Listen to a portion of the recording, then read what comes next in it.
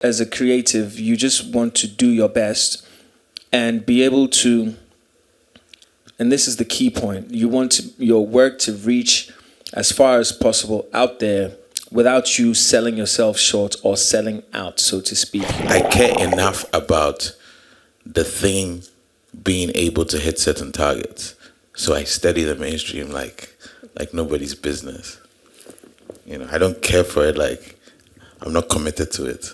I'm not committed to copy it. I'm committed to compromising it for my own benefit, me and the people in my ecosystem. I preach collaboration a lot, but it's also one of the things I struggle with, because it's not always that you find people who align with you in whichever direction that you're going.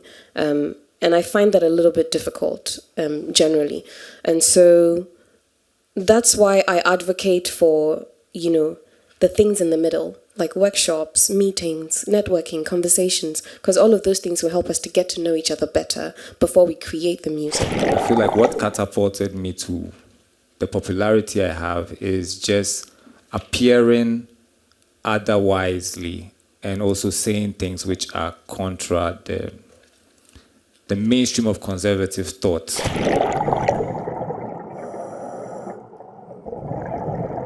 Hello, good evening. My name is Okhiogbe Omonblanks Omonhinmin. I'll be moderating today's panel discussion titled Artists of the Mainstream. Before we start, I'd just like to say thanks to the organizers of the festival for inviting this group. When it was proposed to me, I personally found it very, very interesting. Beyond the topic, but the individuals invited as panelists today, because I feel like they each are doing unique things, just so many layers to their practice. So I too am very excited to have this conversation. So as we start, I will just have each person introduce themselves. So, guess.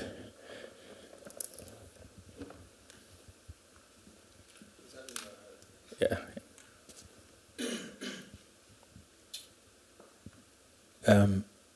Ladies first, so I'll go first. My name is Mensa Ansa. I'm from Ghana, sometimes, depending on the economy. I'm a musician, a filmmaker, and a dabbler of many useless things.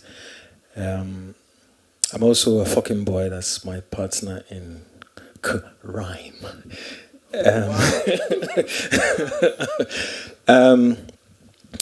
Yeah, and a father of a few children and an enjoyer of life. That's really it, basically.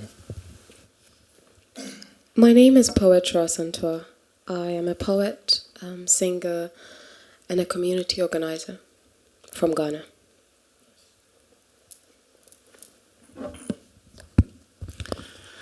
Hello, my name is M.anifest. I'm a hip-hop artist and I'm also from Ghana. Hello, my name is Emmanuel Osubonsu. I'm an artist known as One Love the Kobolo. And I'd like to introduce myself as the result of an experiment by Ghana's President Kwame Nkrumah to send my father, one of many students, to the east of Europe to study. And my father landed in Romania, and here my mother did some things which resulted in me. And so since then, I've been trying to find my place on this planet. And on that note, we start. So the topic, it's not as straightforward, right? Some corner there inside. So just wanted to ask you, when you first saw the topic, you know, what came to mind? Poetra, I'll start with you. Like, what came to mind when you saw the topic? Did you have any expectation? Yeah.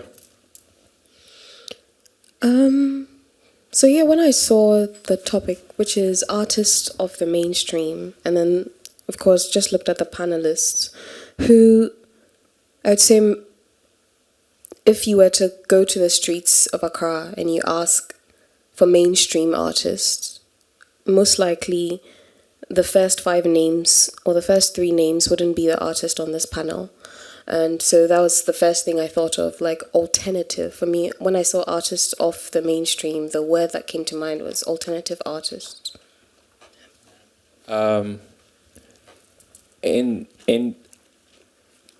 Before I really go into the next layer, I really would like to hear what everybody thinks about this topic. One Love, when you saw the topic, what came to mind?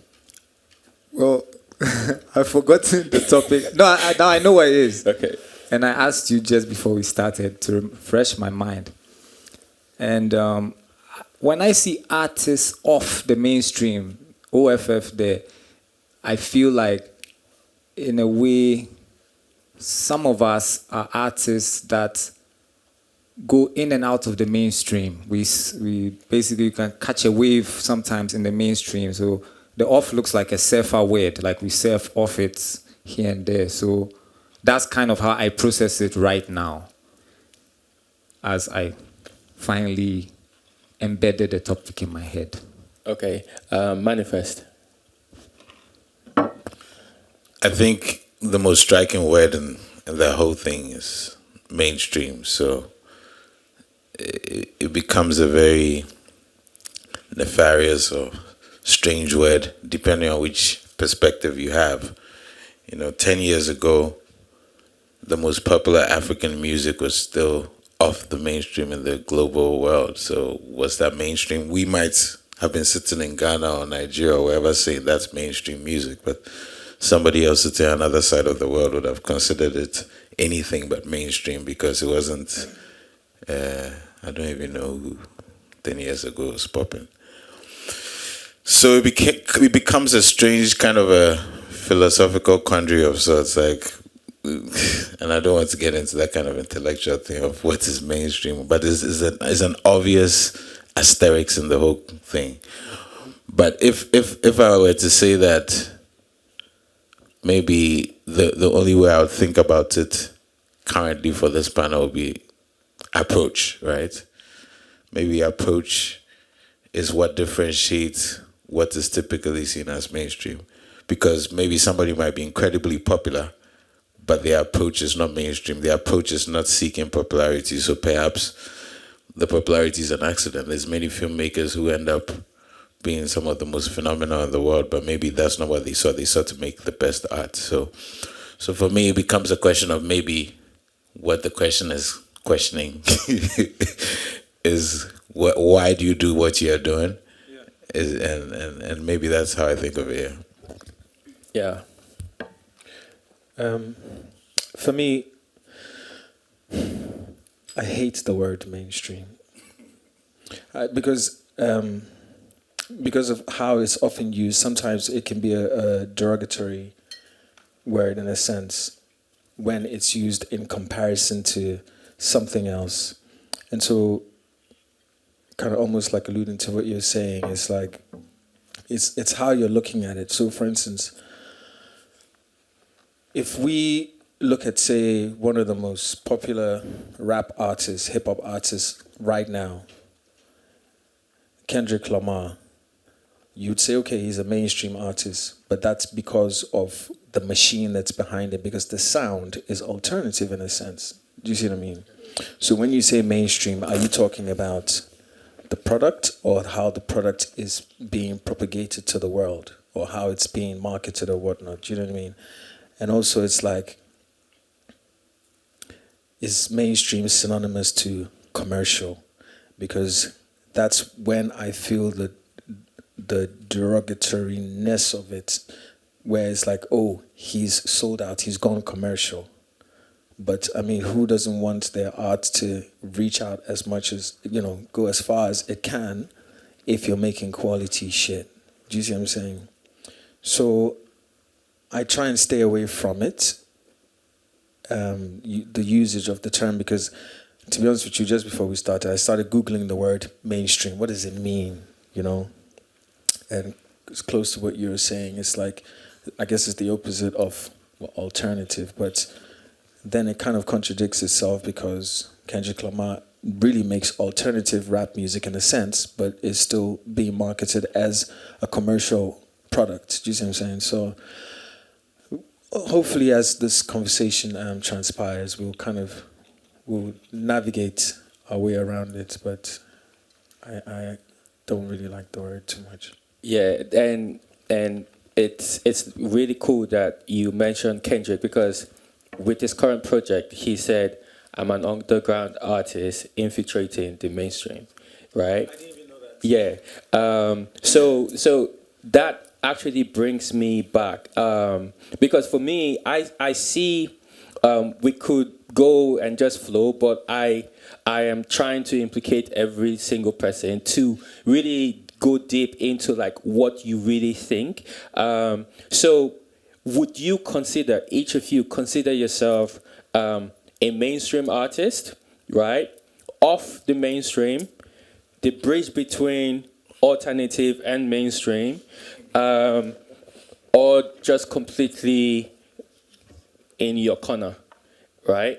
I ask this because I know that every person here, yes, you're all here now as musicians, but I personally know that you play multiple roles, and there's no way those roles will not inform how you move as an artist, right? They're constantly informing how you move as an artist.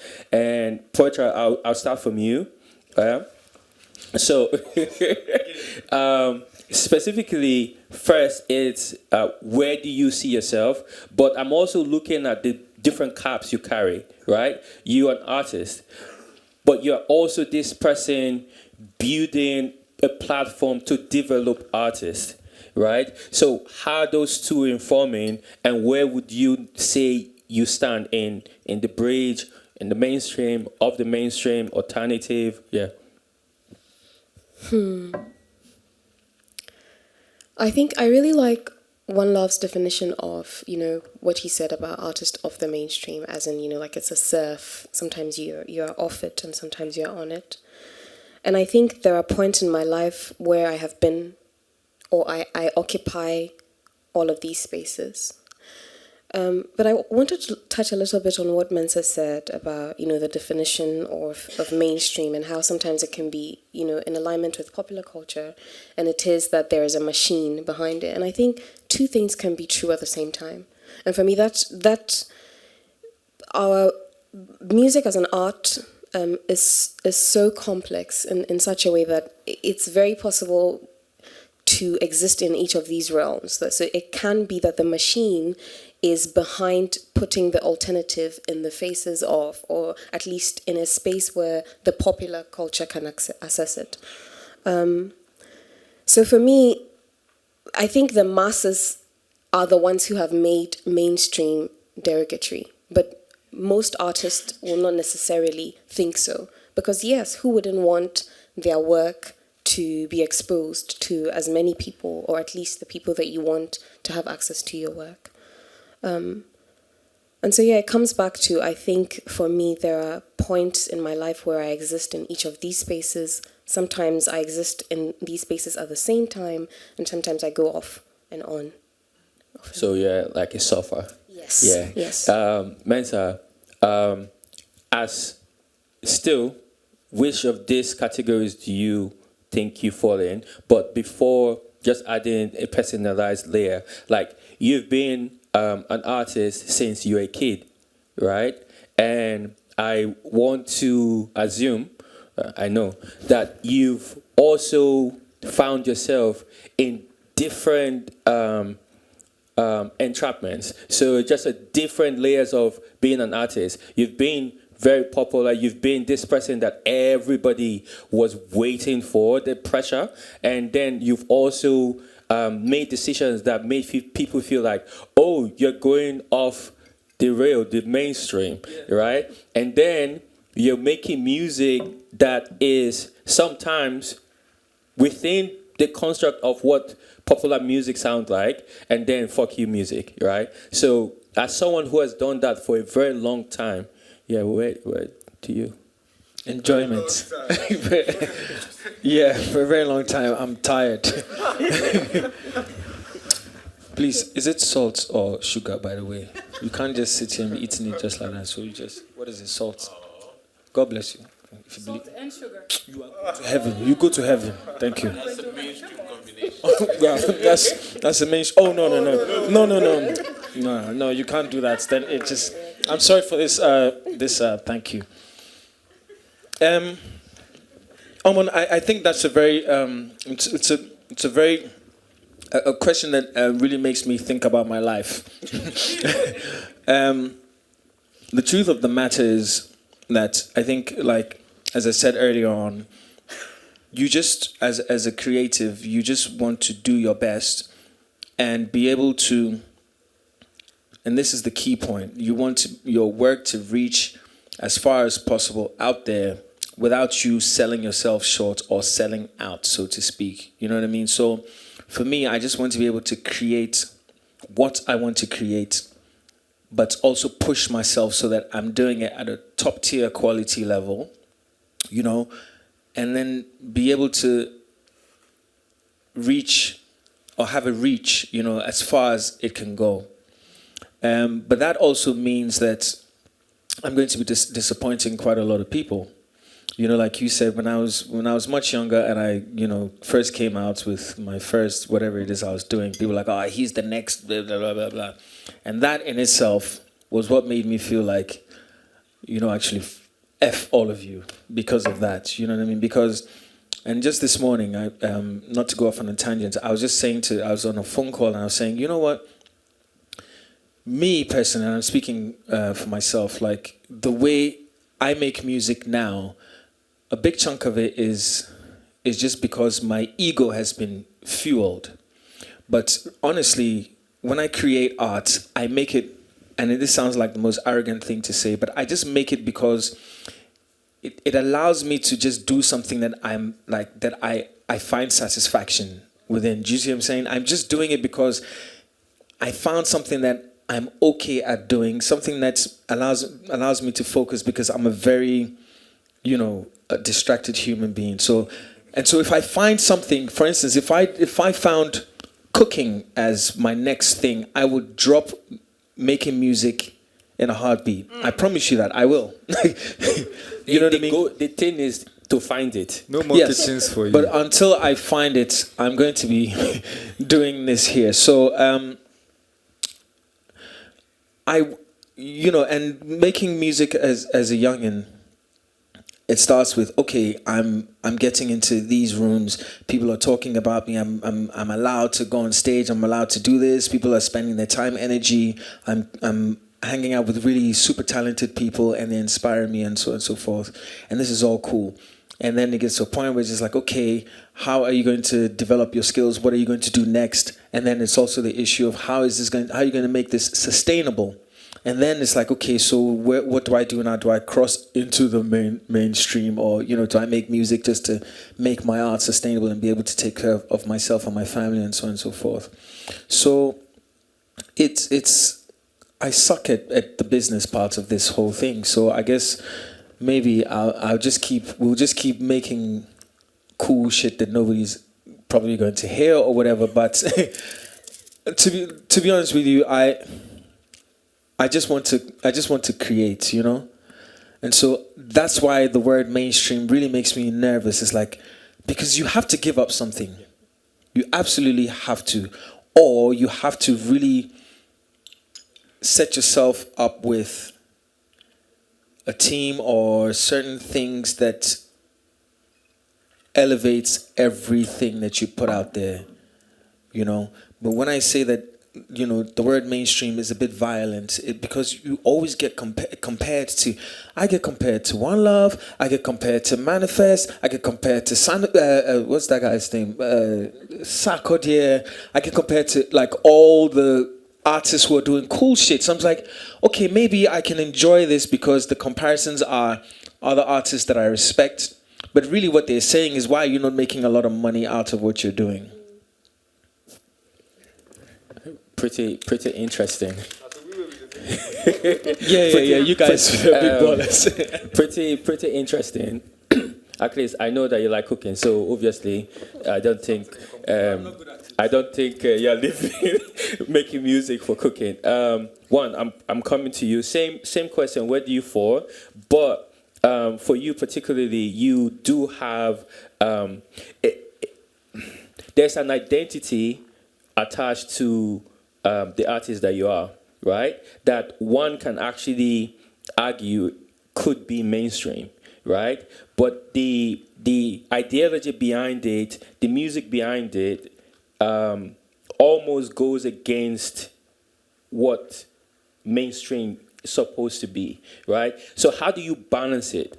As someone who has that level, I'm saying now, placing you in Ghana, right? As someone who has that level of just mainstream appearance, and accessibility, how does that affect the music, and how does the music affect the person?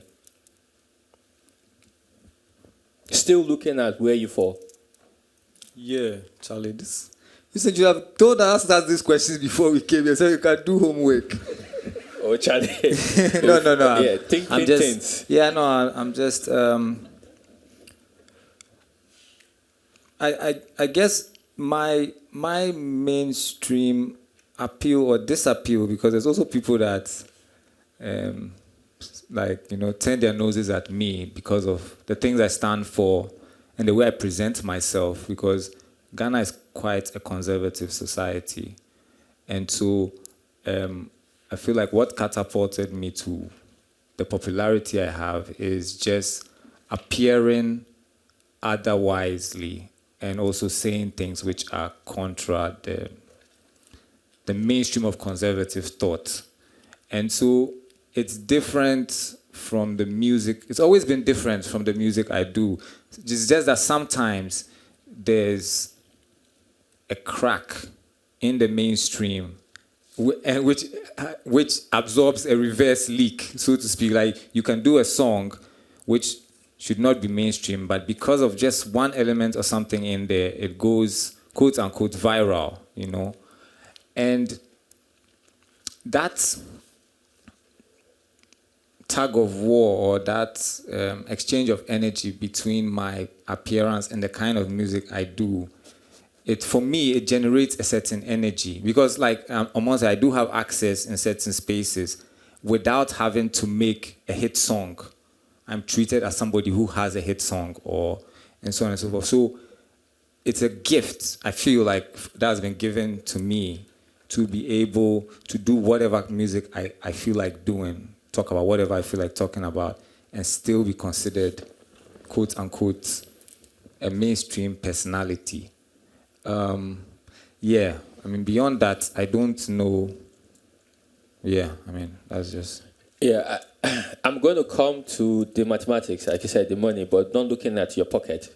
We're just going to discuss that. But Manifest, it's a special one because at some point in Ghana, people tagged you as an alternative artist, non-mainstream artist, and you were the next person to push that category at a level, right? And then you introduced yourself as a hip-hop artist. You had a hip-hop moment where you were battling with what would be seen as the mainstream rapper, right? While that was happening, people started discovering that music at its core has nothing to do with who is popular and who is not, right?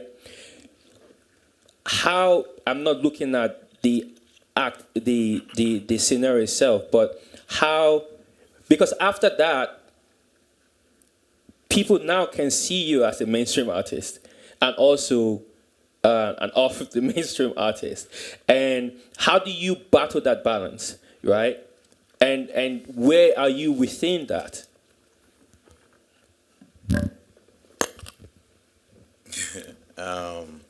I'm not a mainstream artist.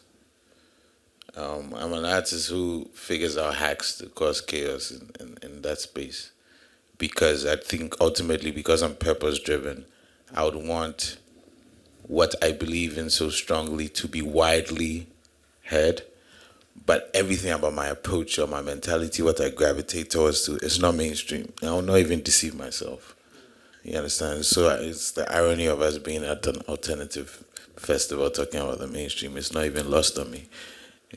I haven't cared enough, but I care enough about the thing being able to hit certain targets. So I study the mainstream like nobody's business. You know, I don't care for it. Like, I'm not committed to it. I'm not committed to copy it. I'm committed to compromising it for my own benefit, me and the people in my ecosystem. So that's my relationship to it. I'm not a mainstream artist. I'm not interested in being one, but I'm interested in causing the kind of havoc, numbers, all these things that has that resonance, so that the people coming after me, so that somebody growing up remembers a mainstream version of their identity that is kind of alternative or whatever kind of thing. So, but in terms of my personal, what's happening internally, disinterested. But in terms of strategically, very interested in how I make my approaches sonically. So yeah, it's about hacks, right? And anybody who we consider historically as alternative that has cracked that code has done similar. Most of our heroes that we talk of now, as if they're like the most mainstream people. I won't even mention their names, but you know, in their time was, at some moments were pariahs of sorts, right? But I also know that they were probably very ambitious and not being interested in being for just a small group of people, because they believed that whatever they were pushing needed to be heard by everybody, not accepted by everybody, but heard by as many as possible, to cause whatever change it is that's necessary. To cause, you know, if the mainstream school of thought then was that, you know, me brony, light skin, whatever, they may be like, yo, whatever thing, and believe that it needs to be heard. Sorry, I'm saying stuff I'm not explaining, but it's okay, it's on camera. You can investigate later. But yeah, so I'm very clear about it internally, and I'm also clear about it strategically in terms of how I move. Yeah. And also, just moving forward, if anyone wants to drop in, we can. I'm looking now, bringing it back to just listening to everybody speak to this. It does make sense that mainstream has a material attachment, right? You talked about numbers, right? Like there is a level of success materially or financially or just in popularity, right? And now knowing that you have all said you're not mainstream artists, right? You all find yourself in between, in layers there. But also listening, I'm hearing the strategical steps that you all have to make. Then I'm thinking about collaboration, right? How do off the mainstream artists, you know, place themselves? Collaboration in making music, collaboration in project collaboration. It could be activations. Like, how do you create collaborations to make sure that there is sustenance? Because if we say mainstream is very, very much attached to material success or financial success or popularity, of the mainstream would look like the opposite of that, right? So maybe if we have 10 mainstream artists being like multimillionaires, then maybe one of the mainstream artists can say I'm a millionaire, right? So how do you think towards collaboration in terms of sustaining yourself so that you do not cross over, right? Yeah. Anyone can go.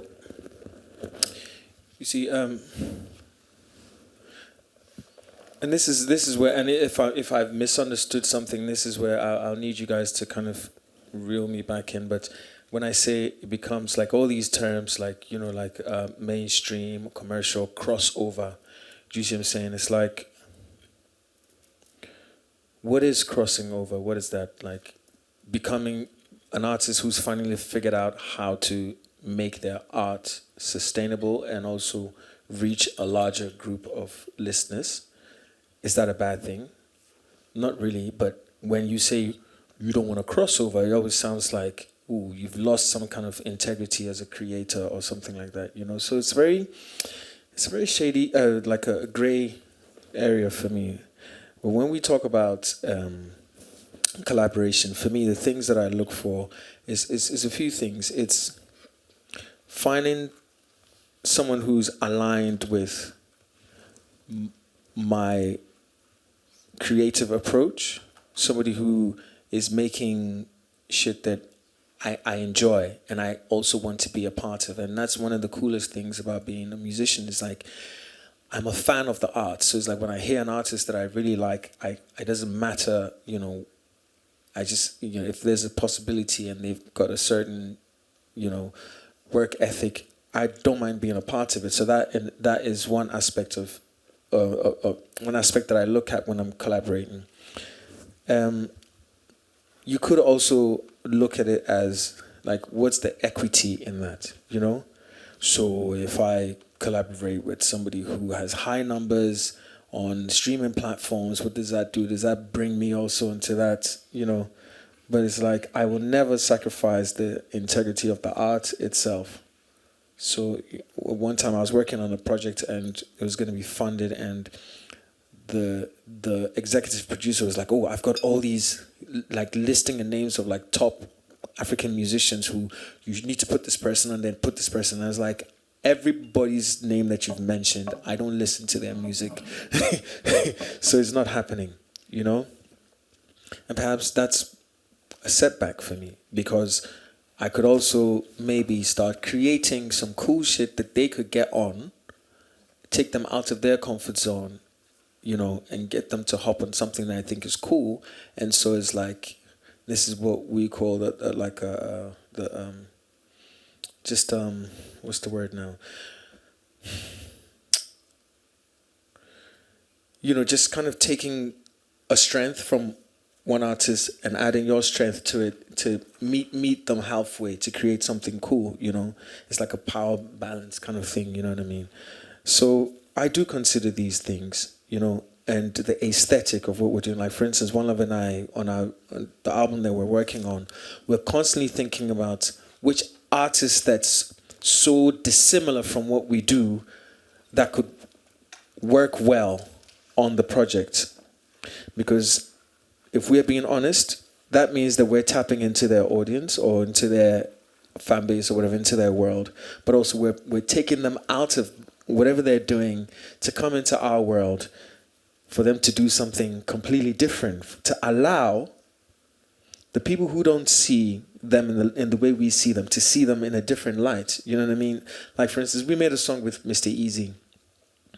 I didn't want to be dropping names, but we didn't do it because, you know, it's like, whatever it was. We just felt like he would sound cool on this song. We just want him to do something cool with us. You know what I mean? There's a little friendship there and so on and so forth. And so that collaboration worked out really well. And he's never been on a song like that, you know, a beat, a production like that. And guess what? As soon as we sent it to him, he was actually on tour. He was in Miami with somebody somewhere, and he sent his vocals like, he was like, yeah, this is fun. This is what I like to do. Do you know what I mean? So it's different things to look at, you know, but it's also about kind of bringing two different worlds together, for one, and also being able to, as for me as a producer and us as creators, is just to take artists out of what they're constantly doing, put them in a different space, and see how they, you know, how the chemical reaction, you know. I don't know if that answers your question in a sense. It does, because at least it does from your perspective. Just wanted to respond to the fact that, like, mainstream, off the mainstream, all of these are titles and tags, and it's also important to know that, because as artists and practitioners, which I think a lot of people are here, these are the titles and tags that we work with, right? So as much as we are unique in ourselves, we're still very much within this machine, right? So it's good to see that even though you're within the machine, you're fighting against it. Yeah, so that's nice to know. Yeah, I like that you said that, collaboration as self-sustenance. And for me, I approach collaboration firstly from the self, which means that whatever I am collaborating or whoever I am collaborating with has to be in alignment with my values. And so I start with that, and then, I add top-ups as I go. And so what that means for me is, maybe if I'm working on a project, I want to work with only women producers. That's something I would say I want to do. So that's something that's firm. I'm not going to compromise on that. But then I also want to challenge myself. So that's another layer. So everybody hears poetry and like, yeah, poetry, jazz, but like, no. So for instance, I want to work with producers who do techno, somebody who does this, who does that, just to challenge myself and they as well. So for me, it starts with self. It starts with self. Like Manifest said, I'm very purpose-driven. And so collaboration, I preach collaboration a lot, but it's also one of the things I struggle with, because it's not always that you find people who align with you in whichever direction that you're going. And I find that a little bit difficult, generally. And so that's why I advocate for, the things in the middle, like workshops, meetings, networking, conversations, because all of those things will help us to get to know each other better before we create the music. So that's, for me, collaboration starts from the self, and then I add up. Yeah. Want to add to that, or yeah? Yeah. Tomiwa, please, where are you going? Are you going to urinate? Ah, yes. Oh, Charlie, enjoy the show. We'll rush there after. And I'd like to give a shout out to Echo Alabi Savage in the building. Big up. Welcome. Wezo. Collaboration. I am very loquacious. I have so much inside of me. And so I'm selfish when I'm making music. I don't think of any human beings. I've never started a song thinking of an artist, that this artist would be nice on it. It just so happens that in the middle of creating, before the song is complete, or even after it's completed, as artists that are visiting or we are having exchanges with ask, is there something, maybe we should do something together. Then I go and think, I have some songs. Okay, I'll send you some stuff, But it's only later on as well in life that I started once in a while going to a studio with an artist that is actually inviting me. I've never actually gone to a studio to work on a song. Since for my first album, I've done everything in my bedroom. And so collaboration, it has to happen by some kind of chance. Just a phone like, hey, I haven't seen you for some time. Oh, Charlie, what are you doing? I'm working on some album. Oh, you won't feature me? Oh yeah, okay, I'll send you something. So it's not something like, and that's just in my personal, but I think with Mensa and the group FOKN Bois, we listen to a sound, and like he said, we start just between the two of us, we start thinking, who would be interesting to be on this track? So I think we're approaching it a bit different, because also in the format of music is like most of the time we are still using this format of 3 verses and choruses in between. And so when we do one verse and another verse, we don't want to share the last verse or leave it. So I'm like, Charlie, who will we call to come and fill the last verse, So it's just organic, I guess. So if you have questions, I think, I don't know if anyone... No, I can't.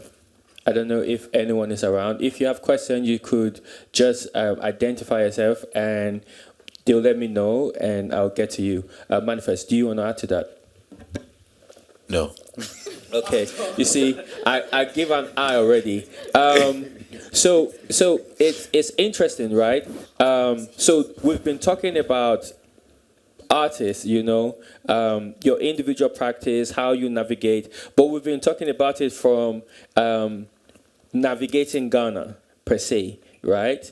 But I now want to look at this window that the four of you constantly told, which is navigating Ghana by way of West Africa, and then Europe, right?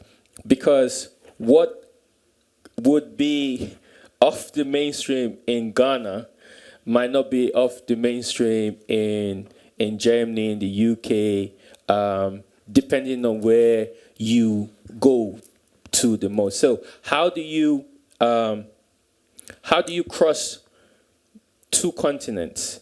By way of just making the music, or also by way of like building a team, by way of developing, touring, by way of just still collaboration, right? And is the language different? When I say language, I mean body language, the way you navigate, the way you think. Are you thinking different when you are strategically placing things in Ghana and then placing things outside of Ghana? Yeah. M.anifest, you can start with that. Yeah, where do I begin with that? Okay, I remember being on a telephone call with a great PR lady, a PR team from a great country in Africa, not Ghana. Ghana is great too, don't worry. And in that call, not to belabor it, but the question was asked for clarity in terms of if we are speaking of collaboration, if we are going to collaborate, she wanted a clear understanding of how I saw myself and how I wanted the world to see me. Are you a mainstream artist or a niche artist? So, because it would determine the approach, right? So, depending on how you see yourself, it will determine the approach. Not to say that you can't become big. So, for me, for instance, I guess instead of waiting for viral hits or whatever, the thing is like, okay, how many people are in the world? I don't know, I forgot. Anybody? 8-point-something billion. We were past 8? Damn, people are reproducing like nothing. Let's say there are 8 billion people in the world. An artist such as myself perhaps should be gunning for, excuse the use of the word, America makes that word dramatic. Should be gunning, I could be gunning for 500 million people. That's a niche audience in the world, and that's a lot of people. I don't need 8 billion people, or I don't need to infiltrate even half of those. But that's a lot of groundwork in many places where I could be playing arenas of 10 to 15,000 people all over the world without being considered a mainstream artist, but having to do a lot of groundwork strategically to get to those 500 to 800 million. Not to say all of them are patronizing, but they are the percentage of people who might have the inclination to buy a ticket and do other things. When they hear me, those my 500 to 800 million is going to be whatever. So for me, I think is a bit of that thinking, and then also causing a bit of chaos and disruption, because some of those people are sometimes going to hear me when I happen to be on so and so big person's record, or they are on their Spotify and their algorithm, for some reason favors me. So it takes a lot of groundwork and all these things then to then figure out where to do shows, where to do all of this kind of stuff, and knowing that it might be a longer journey to get to that tipping point. So for me, it's always been with that in mind to a certain degree. How do we let the ripples create a tsunami or whatever it is? And it's for people of the mainstream, it requires a bit more diligence and a little less luck, because it's unlikely there's like a $2 million budget behind you to make all the marketing mistakes and all the other stuff that other people can afford to do. So it's purely So that's purely on the business tip. Sorry, I'm talking too much. Finally, I think creatively, it also requires being much more creative than everybody else who has other resources. So then I try to make what I do and where I stand look as sexy as possible. So the biggest artists in the world, I'm not going to chase them. They might chase me because the thing I'm doing looks really mad sexy out here. And Sharp. and that's what's happening with African music right now. We're making our stuff look so sexy to ourselves. We're not chasing. We used to chase, and it was like, it was really pathetic. Not because it wasn't. It was well intended because we wanted to blow up and all these weird words, but it didn't really look good, you know. But now we look so sexy. They are chasing us, and it's really nice to kind of position yourself that way. I'm not saying you sit down and everything will happen, but to even go somewhere, then you get recognized by another artist you might admire, but they might be like so even more excited to see you, etc. But so it becomes creative positioning. Like if I make a record, I'm like, yo, this thing, nobody's ever heard this thing kind of thing. I don't care if he has only 500,000 streams on Spotify, but the day you hear it, you're like, who is that person? Yeah, I'm coming for this person. So that's part of the positioning thing for me. Yeah. Yeah, that's beautifully said.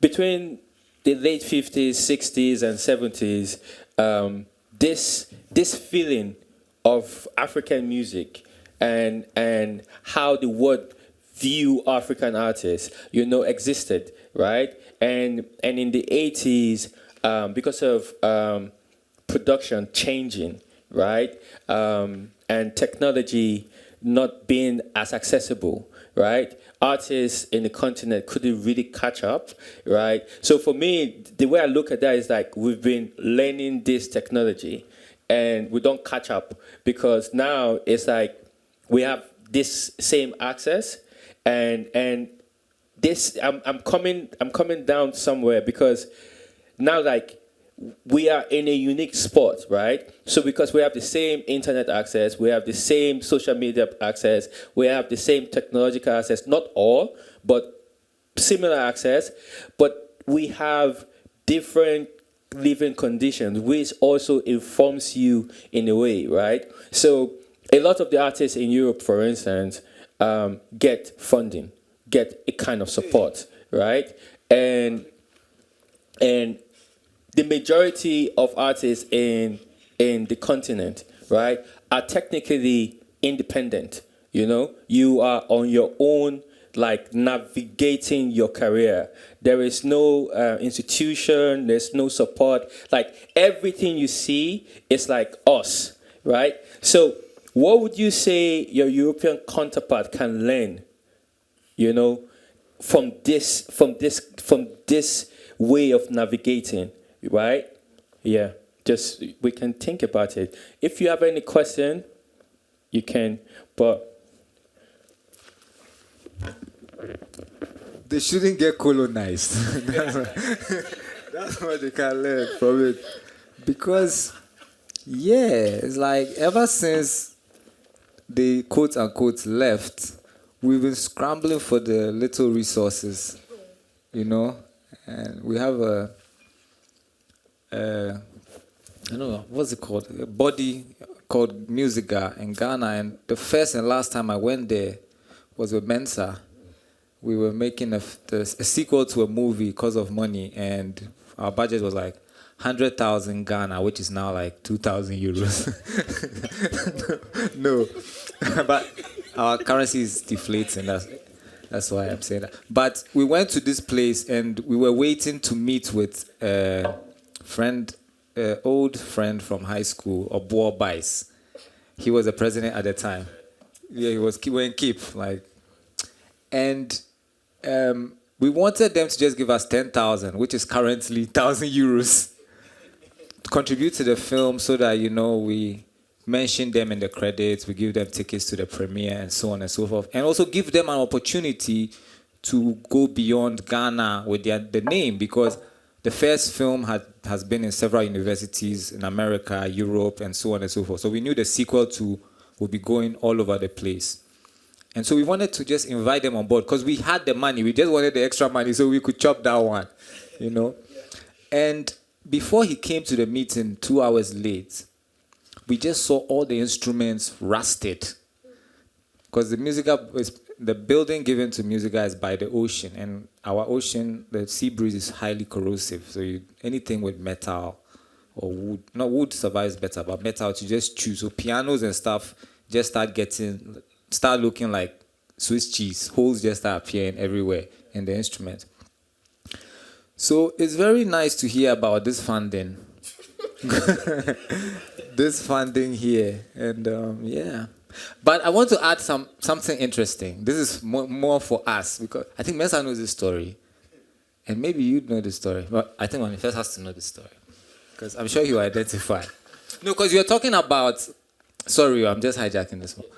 You were talking about the music after the 70s, 80s. Then our influence in the world started going down. And maybe Ghana, I can speak specifically because it was because of the coup. They banned nightlife. There was a coup, there was a curfew from 6 p.m. So all the musicians had to move. Mess, I know where I'm going with this. Yes, I was just talking about this morning. Okay. Yeah. All the musicians had to move to Hamburg, most of them, where there was synthesizer music, like it was where everything was popping off. And something else that was popping off there at the time was pornography. Hamburg was the capital of porn. And now it's Los Angeles followed by Budapest. Oh? Yeah. Yeah. No, sorry. But Manifest, you're going to enjoy this. So, no, you enjoy this. No, you're going to enjoy this. Sorry. Listen. No, it's not because... No, because Mensa knows the story already and he enjoyed it, right? The story. Yeah. Yes, he enjoyed the story. Okay, so our uncles and aunties and people that went living in Germany at the time were, for the first time in their life, seeing people having sex on television. They hadn't even seen it, like, apart from themselves maybe having sex in Ghana, but just on television were white naked people having sex, and this was on like state national TV. So at the end of movies like Rambo, Commando, Robinson Crusoe Family, they would tape porn on the extra part of the tape and then send it to Ghana, to their brothers and sisters who are parents or uncles and aunties. So you at home, you're watching Robinson Crusoe Family, you are 7 years old, and after the coconuts and the raft and all this, then you just start hearing, Schneller, yeah, it's coming, it's good, and all this stuff. And I was 7, and so, man, yo, I don't know if this happened to you, but... Yeah, you can't deny it. Okay. No, but the only thing that was similar to what I was seeing, because I didn't even know, apart from wee-weeing, I didn't know at that age what my penis was used for. So I'm seeing 2 people naked, and they are wrestling, because I used to watch WrestleMania, Hulk Hogan, Randy Savage, so I'm seeing people wrestling. Then I'm like, no, but in wrestling, it's only men that wrestle each other and women wrestle each other. But why is the man wrestling the woman? Then the next thing that hits me was, but why is he trying to urinate inside of her? Because he kept trying. Like, that's what I was saying. Like, he's trying to urinate. I'm saying all this to say, and I'm saying this because we're in Germany. Because, no, this trauma, it was a German. Mess, are you okay? Are you cringing? You're peeling the bottle top. No, okay, let me go on a different distance. It's a warning to not speak German around us, or me, because it arouses certain things. Okay. So, yeah. But as you go for that question, Mensa, I just wanted to bring it back to the navigation, right? The navigation of being in Ghana, right? And surviving the terrain. Like he described music and stuff. Surviving that terrain, right? It gives you a certain information to navigate like so many situations, right? How can your European colleagues learn from that? What would you? I mean, I don't know if they'll learn anything, but hopefully they might admire the hustle or whatever. But there's nothing.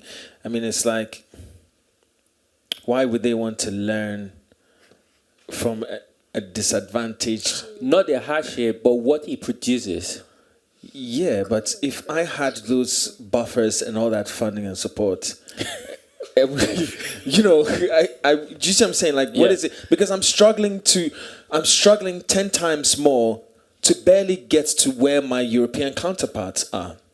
You know, it's like, I'll give you an example. Like, when I was doing my last album, Bonzi, I was working with Andrash, who is a third band member of FOKN Bois. And so I was spending a lot of time with him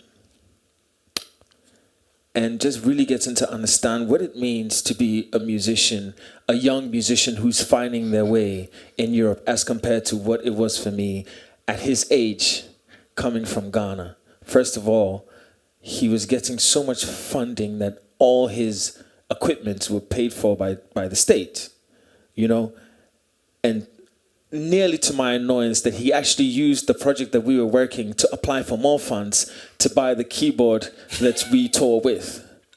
Do you know what I mean? But it's cool because he was able to use that project to get funding to buy a really cool keyboard. He didn't have to charge me. And also we're touring with that keyboard, so it's a win-win situation. And his parents sent him an ergonomic chair, so that when he spends long hours mixing, he doesn't hurt his young 23-year-old back. And when we were mixing, I had to sit on the floor while he sat on that chair.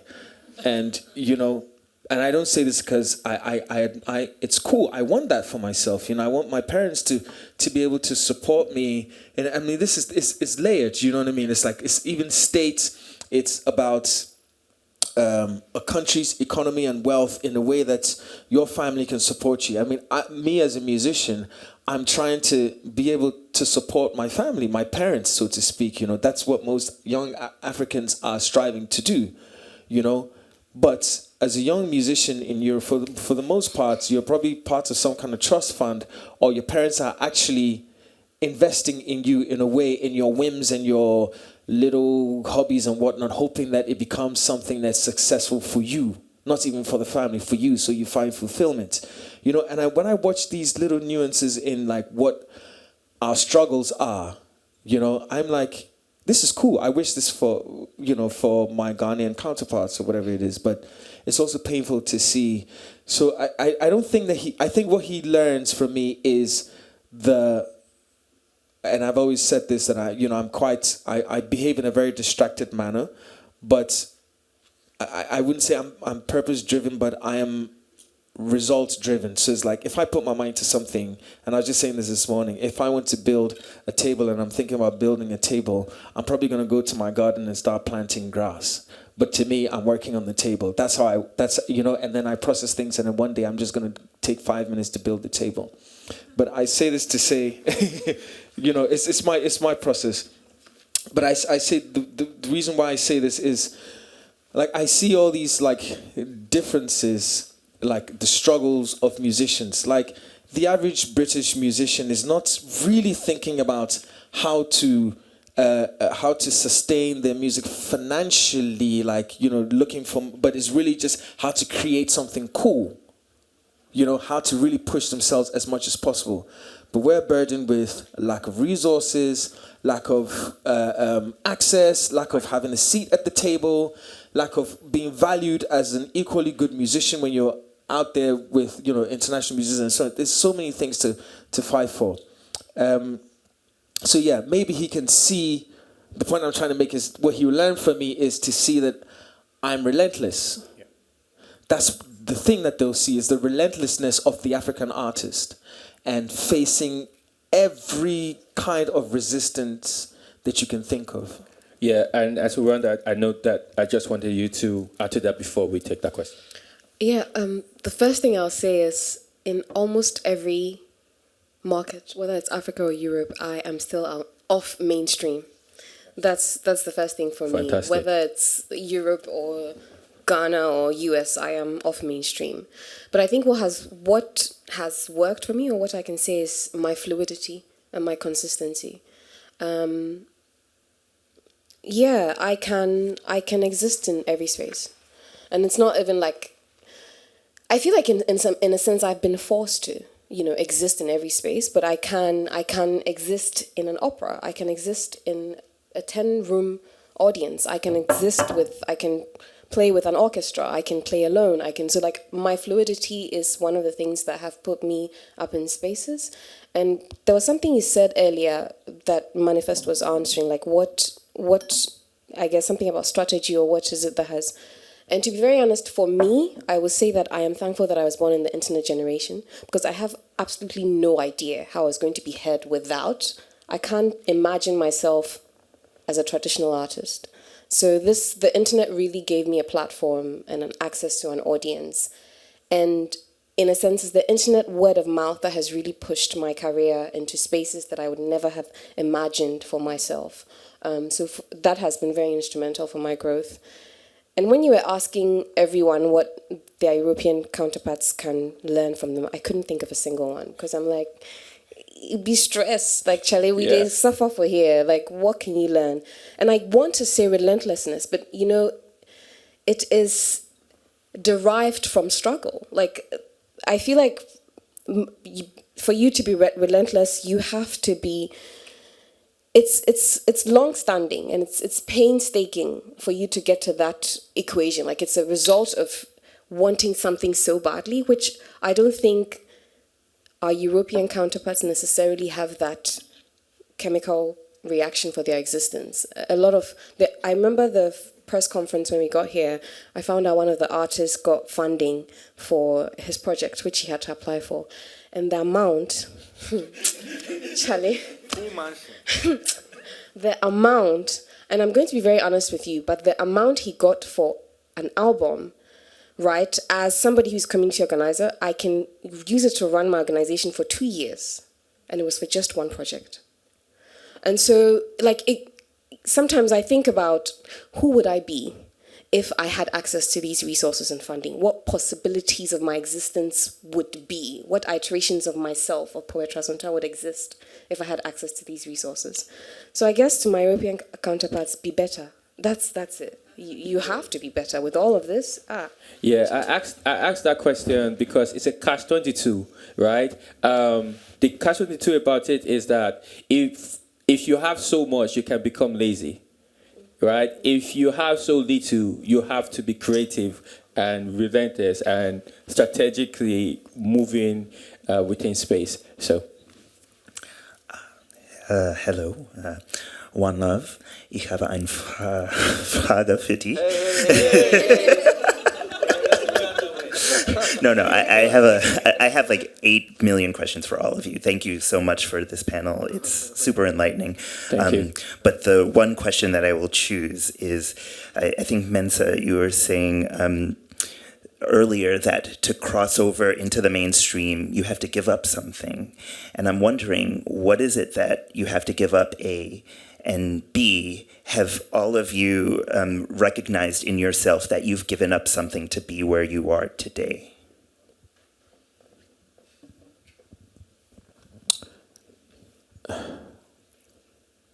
I am trying to be clear here. I don't think, and this is very interesting because Manifest has been kind of making that point over and over. If you don't know who you are and you're not set on what it is that you're trying to create and believe 100%, you will have to sell yourself short to cross over. Do you see what I mean? And this is what Manifest speaks on, as there's always like hacks, or there's always cracks in the system that makes you, if you look really hard and you're persistent and you kind of study whatever it is, you can, kind of penetrate without, losing yourself or your integrity in a sense. But I mean, with what's happening right now, especially as a musician, I can only speak on that front. Well, I speak on that front, is if you're working with people who are investing time and money into you, they want to see certain results in terms of streams, numbers, and so on and so forth. And the way it works is with algorithms and who's playlisting and whatnot, they're going to be asking you to create music of a certain sonic nomenclature. I just thought I'd use the word, but it makes no sense. But you know, but a certain kind of, you know, certain kind of sound or a certain kind of style or whatever. And if that's not your thing, you find yourself now trying to create what is popular, you know, and you might end up ruining your entire career in that sense, or ruining, you know, whatever it is that you're doing in that sense. That's what I mean by, you know, selling it. What's it? Selling out? What did I say? What did I say? What did you say? I said giving up something. You know what I mean? But it's not always the way. You know, you can, and once again we go back to the story of Kendrick Lamar, J. Cole, and all these other artists who are pretty much just rapping on beats, you know, and saying some cool shit, but, you know, it's somehow penetrating and making the waves and so on and so forth. But if you're not like astute and you don't know exactly what it is that you want, somebody's going to tell you how to become successful, and probably not on your terms, but on their terms, if that makes sense. Yeah, thank you for that. I think would round up, and I think... no, not really, but I would say each person can just round up the topic for themselves. But also being artists and creatives from the continent, also moving through this space, Europe, things like this. Someone just coming on your stage and taking a backdrop happens. So yeah, you can. Anybody can. Touch. Just last sentence. I say, as people who practice from the continent within Europe, somebody can just walk on your stage and take the backdrop. Things like that can happen. Yeah, but I'm just saying we can round up the topic, like because I've listened to everybody. We are not mainstream artists. We use mainstream characteristics. We use mainstream products to situate or position whatever we're doing, but we stay where we are, and also we are constantly working not to be true to who we are, self-sustenance, like you said. But I just wanted us to round up, so we'll start from you.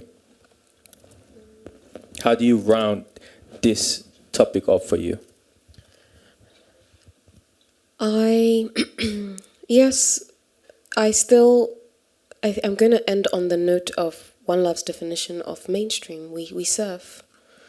We surf through, our existence is just surfing through the waves, but we still remain solidly on our surfboards. We still remain who we are. We're still going along with that metaphor.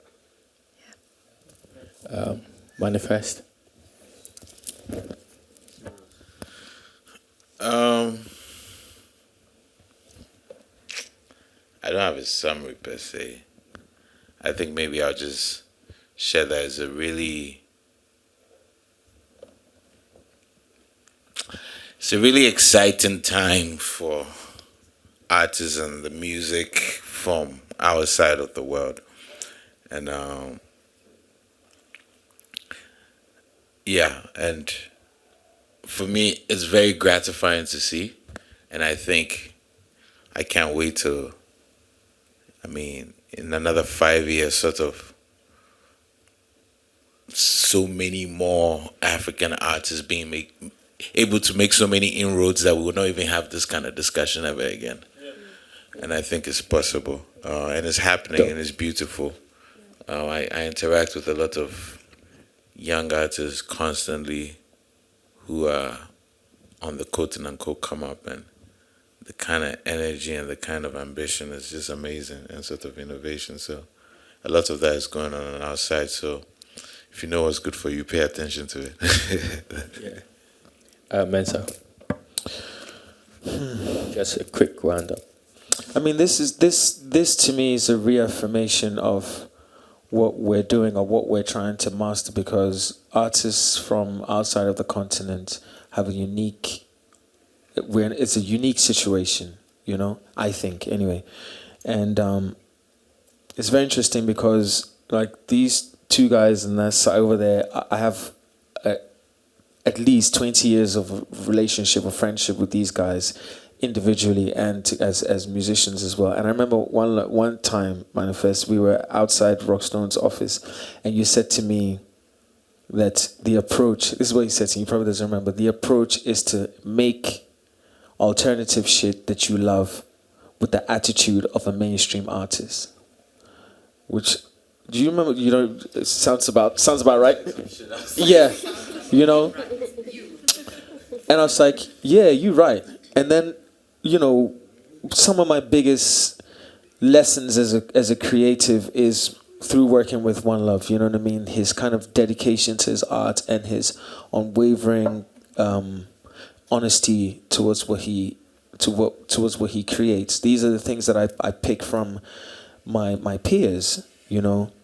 And so what I'm saying is that there is the mainstream and then there's whatever, the underground or whatever it is. But for me, what I'm looking for is sustainability. You know what I mean? I want to be able to continue doing what I love, get better at what I'm doing, and still be able to live off it without somebody feeling like, is he sold out? Is he mainstream? Is he whatever? He's doing his thing. Every summer he's out on the road and he's doing cool shit and he's spending time with his family and his friends are doing cool shit. And that's what I'm really about. So it's not like those two polar opposites, but there's a middle ground, you know what I mean, where you can just be a successful artist for yourself. And that's really what's important for me. Wonderful. Just a quick. Sorry, I'm talking. Yeah. Create stuff that excites you, and then when you're creating the next thing, don't use the memory of the old excitement. Like, refresh your mind to make sure that the one you're doing again, the new one is also exciting you, and just keep exciting yourself. Yeah, and on that note, I'll just say thank you. These artists are all, they are the stream. Yeah, so you can continue the conversation. You can.